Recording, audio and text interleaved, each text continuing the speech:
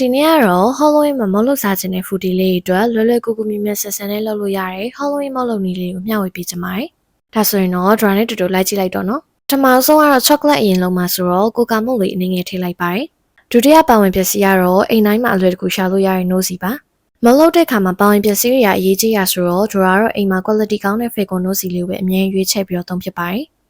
ပြီးတော့ပြီဆိုရင်တော့ခုနကပကံလုံးနဲ့ထည့်ထားတဲ့ကိုကာမုတ်နဲ့ nose လေးကိုဒီလိုမျိုးပြည့်ပြည့်နဲ့နဲ့တမသွားအောင်လို့တခြားလေးရုံးမှွေပေးရပါမယ်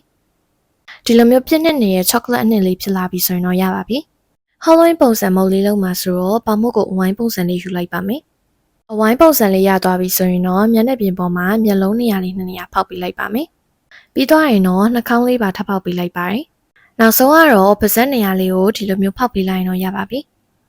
ပြီးတော့ပြီဆိုရင်တော့ဒီပါးစပ်နဲ့သွားနေရာလေးမှာ chocolate လေးနဲ့လိုက်ဖြည့်ပေးလိုက်ပါမယ်။ sandwich ပုံစံမျိုးလေးလုံးမှာဆိုတော့နောက်ဝိုင်းတစ်ချက်ပေါ်မှာတော့ chocolate လေးတုပ်ပေးလိုက်ပါတယ်။ပြီးတော့ရင်တော့ခုနက cartoon Halloween ပုံစံလုပ်ထားတဲ့ပေါင်မုတ်အဝိုင်းလေးအပေါ်ကနေတင်ပေးလိုက်ရင်ရပါပြီ။ကဲအခုဆိုရင်တော့လွယ်ကူရိုးရှင်းပြီးတော့အရသာရှိရဲ့ chocolate Halloween sandwich လေးရပါပြီရှင်။အခုကတော့မုံနဲ့တွဲစားဖို့အတွက် Halloween drink လေးလုပ်ပါမယ်။ဖန်ခွက်ထဲကိုတော့ကိုကာမုတ်နှစ်စုံလောက်အရင်ထည့်လိုက်တယ်။ဒါကတော့အရေးကြီးရဲ့ဇလိုက်နို့စီလေးပါ။မလို့ရင်ပေါင်ဝင်ပစ္စည်းကအရင်ရေးကြီးရဆိုတော့ဒါကတော့ fake နို့စီနဲ့နို့စိမ်းပဲအိမ်မှာအမြဲတမ်းသုံးဖြစ်ပါတယ်။ဒီတစ်ခေါက်ကတော့နို့စိမ်းလေးပါလို့အပ်ပါတယ်။fake ရဲ့နို့စိမ်းရလေနွားနို့ခက်ဆစ်စစ်အရသာမျိုးလေးဆိုတော့ပေါင်ဝင်ပစ္စည်းအနေနဲ့တော့အရသာကိုပို့ပြီးတော့ပြည့်စုံသွားတယ်လို့ခံစားရတယ်။နို့စိမ်းထည့်ပြီးသွားရင်တော့ကိုကာမုတ်လေးပြောသွားအောင်လို့ရင်နွေးလေးအနည်းငယ်ထည့်လိုက်ပါတယ်။ပြီးသွားပြီဆိုရင်တော့ခွက်ထဲထည့်ထားတဲ့ကိုကာမုတ်နို့စိမ်းဒီအကုန်လုံးတမပြီးတော့ပြောသွားအောင်လို့မှွေပေးရပါမယ်။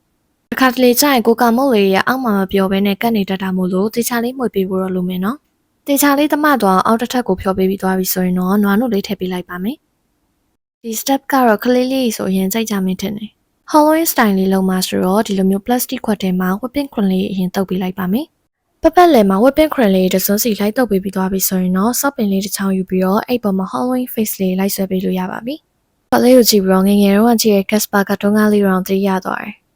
နောက်ဆုံးစစ်နေရတော့လွယ်ပါတယ်ခွက်ထဲကိုရေခဲတုံးလေးထည့်မယ်ပြီးသွားပြီဆိုရင်တော့ခုနကဖြောထားတဲ့ chocolate drink လေးလောင်းထည့်လိုက်ပါတယ်